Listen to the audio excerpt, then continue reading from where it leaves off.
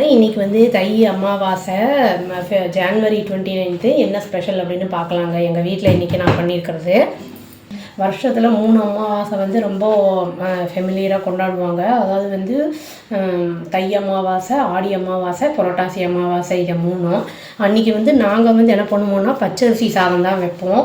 பச்சரிசி சாதம், அப்புறம் வந்து இந்த சிறுபருப்பு இருக்குது இல்லைங்களா, துவரம்பருப்பு போட மாட்டோம், சிறுபருப்பு தான் வந்து வேக வச்சு சாம்பார்லலாம் போடுவோம் நாங்கள் இந்த அமாவாசைக்கு மட்டும். அப்புறம் வந்து இன்றைக்கி வந்து அவரைக்காய் சாம்பார் பண்ணியிருக்கேன். ஒரு சில காய்கள்லாம் இருக்குது, அந்த காய்கள் தான் வந்து அமாவாசைக்கு பண்ணணும் அப்படிங்கிற மாதிரி சொல்லுவாங்க. அன்றைக்கி மட்டும் நம்ம அதை மட்டும்தான் பண்ணணும். அப்புறம் வந்து தக்காளி பருப்பெல்லாம் போட்டு ரசம் வச்சுருக்கேன். வாழைக்காய் வந்து நான் கட் பண்ணி ஃப்ரை பண்ணிட்டேன், நான் டீப் ஃப்ரை பண்ணிட்டேன். ஏன்னா இது பண்ணல, ரவுண்டாக பண்ணி செய்கிறது நான் இன்றைக்கி செய்யலை. அப்புறம் ஜவ்வரிசி வந்து பாயசம் செஞ்சுட்டேன் நான் இன்றைக்கி. தை அமாவாசைங்கிறனால எல்லாமே செஞ்சேன். ஜவ்வரிசி வந்து குட்டி குட்டியாக இருக்கிற ஜவ்வரிசி பார்க்கவே நல்லாயிருக்கும். இது வந்து இன்றைக்கி இது செஞ்சேன். அப்புறம் வந்து மெதுவடை வந்து செஞ்சேன், மெதுவடை. அப்புறம் வந்து தயிர், அப்புறம் சாதம், இதாங்க நெய்.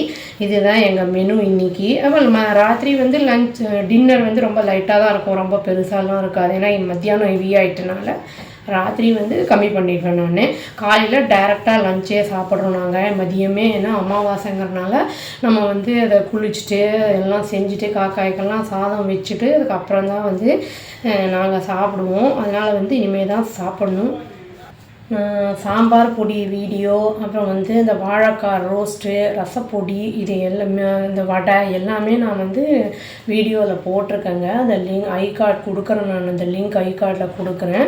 இதெல்லாமே வந்து நம்மளுக்கு மாதமாக இது வந்து இந்த 3 அமாவாசை ஸ்பெஷல் நான் சொன்னேன் இல்லைங்களா, இதெல்லாம் பண்ணும்போது நம்மளுக்கு வந்து டிஃப்ரென்ஸ் நல்லா தெரியும், நல்லாவும் இருக்கும், ஸ்பெஷலாக இருக்கும்.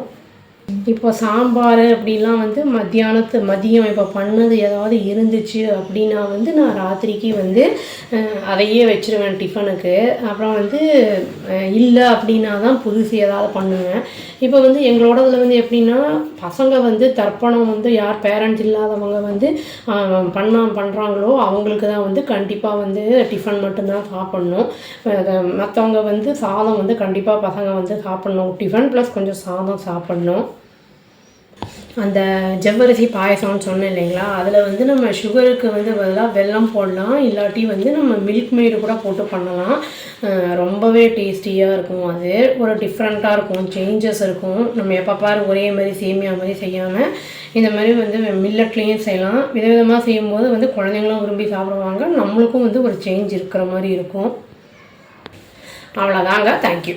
Please do like, share and subscribe our channel and click the all option and tap the bell icon. Thank you.